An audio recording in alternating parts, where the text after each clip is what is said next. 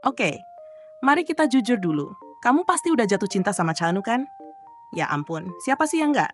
Tapi hari ini kita bakal naik roller coaster perasaan yang bisa bikin hati kamu meleleh, ketawa ngakak, terus ya mungkin juga nangis sedikit. Kita bakal ngobrolin perjalanan dia, dari bayi tergemesin seantero Korea sampai jadi salah satu bintang paling bersinar di dunia K-pop. Dan ya, sampai tahun 2025, tahun yang bisa jadi bakal bikin hati kita remuk redam. Jadi ambil tisu, siapin camilan, dan yuk kita nostalgia bareng.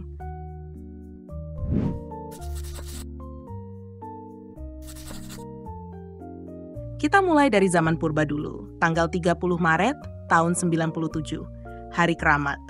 Hari di mana semesta kayak bilang, ayo kita ciptain manusia yang terlalu sempurna buat dunia ini. Terus, Bim Salabim, lahirlah Idomin di Provinsi Gyeonggi, Korea Selatan. Yap, nama aslinya emang bukan Chanu, itu baru muncul nanti. Tapi bahkan waktu masih bayi pun, visualnya udah nggak masuk akal. Kayaknya dia lahir udah bawa efek glowing sendiri deh. Waktu kita kecil, mungkin kerjaannya main layangan, makan pasir, atau berantem gara-gara rebutan mainan. Tapi Dongmin, anak ini beda. Dari kecil udah sporty, pinter, dan kelihatan kayak pemeran utama drama Korea pas TK. Pas SD dia udah jadi anak ekskul bola sama basket. Coba bayangin deh, anak kecil modelan enu lari-lari di lapangan, mukanya udah kayak habis keluar dari iklan susu. Tapi begitu masuk SMP, dia berubah total. Fokusnya pindah ke pelajaran, serius banget. Ikut bimbel tiap hari abis sekolah, belajar sampai malam, pokoknya niat banget. Cita-citanya juga tinggi, pengen jadi dokter atau hakim atau pengacara. Pokoknya profesi yang keren dan butuh otak encer. Dan jujur aja aku sih rela nyerahin hidupku ke dia kalau dia beneran ambil salah satu kerjaan itu. Dan gak cuma pinter doang, dia literally peringkat 3 terbaik di kelasnya. Ketiga, dan sambil jadi top 3 itu, mukanya udah bikin semua orang nengok 2 kali. Guru, teman sekelas, orang tua murid, mungkin kucing sekolah juga. Semuanya nyadar. Tapi ya begitulah dia, humble banget. Aku nggak seganteng itu kok. Oke mas, kalau gitu coba jelasin kenapa mukamu kayak hasil editan Photoshop Tuhan. Lalu datanglah titik balik yang kayak di drama. Ini salah satu momen drama Korea tapi beneran kejadian. Idomin lagi jalan-jalan santai di festival sekolah. Kemungkinan besar lagi cari toilet. Aku nggak ngarang, beneran. Tiba-tiba ada casting agent dari Fantajo Entertainment, lihat dia dan langsung mikir, ini nih anaknya. Timingnya tuh kayak hidup mau bercanda. Lagi pengen pipis, malah direkrut jadi idol. Awalnya orang tuanya sempat ragu, ini anak kita mau jadi penyanyi beneran? Bahkan Idomin sendiri juga nggak yakin. Tapi si agent itu nggak nyerah. Terus follow up, terus ngecek kabar. Akhirnya Idomin mikir, ya udah deh, coba audisi sekali aja. Sekali. Dan ya, kita semua udah bisa nebakkan hasilnya gimana. Langsung lolos dong. Gimana nggak? Wong auranya udah beda dari Orok. Sejak itu, dia resmi jadi trainee di Fantagio. Selamat tinggal cita-cita jadi dokter, halo dunia idol yang penuh peluh dan glitter. Pas SMA, dia gabung proyek pradebut Fantagio yang namanya I-Teen, pakai nama aslinya waktu itu. Mulai sering muncul di sana-sini. Pernah nongol di berita KBS, jadi model produk kecantikan, ya iyalah masa enggak. Dan bahkan dapat peran kecil di film My Brilliant Life tahun 2014. Emang kecil sih perannya, tapi itu langkah awal. Tahun 2015, dia main di web drama To Be Continued bareng trainee lain. Meskipun dunia idol bukan cita-cita awalnya, dia totalitas banget. Latihan, tampil, akting, semua dijalani kayak orang jatuh cinta. Lalu, tahun 2016 tiba.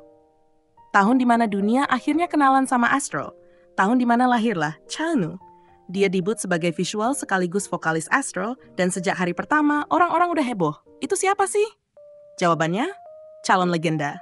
Gaya di depan kamera, suara, muka, semuanya punya aura bintang sejati. Tapi dia nggak berhenti di situ. Beberapa bulan setelah debut, dia udah dapet job di TV. Jadi MC di show Music Core, bareng Kim Seron sama Isumin.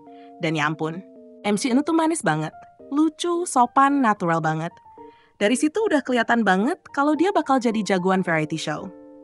Dia juga mulai ambil peran kecil di drama, Hit the Top, Sweet Revenge, Top Management, satu-satu nambah pengalaman.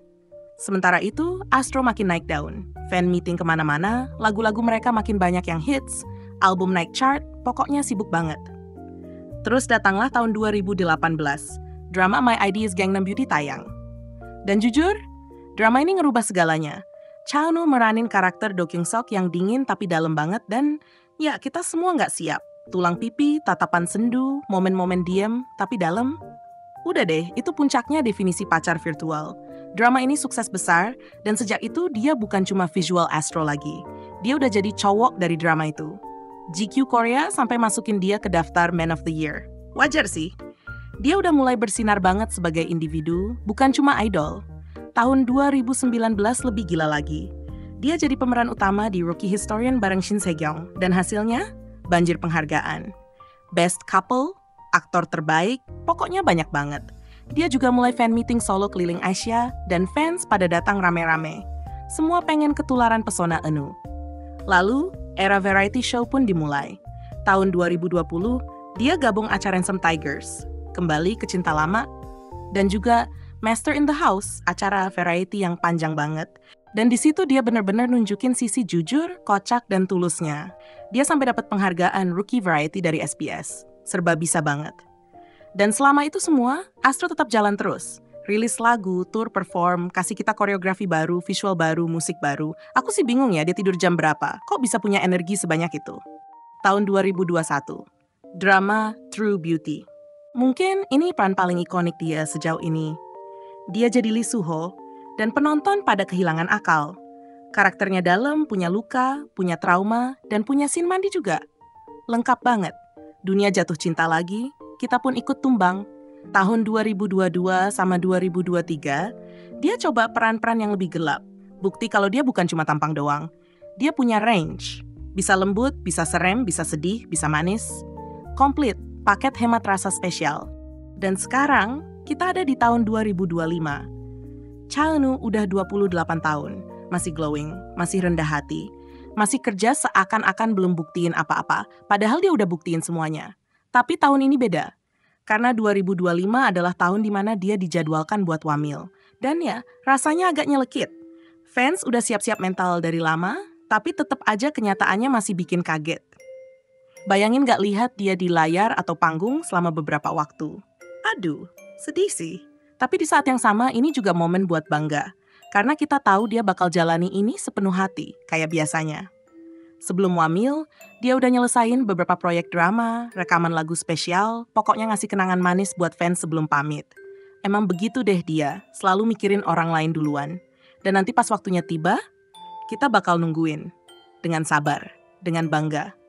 Karena dia udah kasih kita banyak banget selama hampir 10 tahun. Tawa, pelukan virtual, tangisan, penghiburan. Sekarang giliran kita buat nemenin dia lewat babak ini. Jadi ya, dari bayi imut bernama Lee Dong-min sampai superstar global bernama Cha-eun, perjalanan ini luar biasa banget. Dan jujur aja, ini bukan akhir, cuma jeda. Awal baru yang lagi nunggu untuk dimulai. Dan nanti pas dia balik, kita bakal di sini. Bawa banner, bawa tisu, buka pelukan selebar-lebarnya. Sekarang, aku pengen tahu deh, kapan sih kamu pertama kali jatuh cinta sama Cha-eun? Waktu True Beauty? Debut Astro? Atau waktu dia cuma kedip di kamera terus langsung nyolong hatimu? Cerita di kolom komentar ya. Yuk kita fangirling dan nangis bareng. Makasih banget udah nonton. Jangan lupa like, share, dan please subscribe kalau video ini bikin kamu senyum atau nangis dikit. Dukungan kamu tuh berarti banget. Sampai ketemu di video selanjutnya. Bye!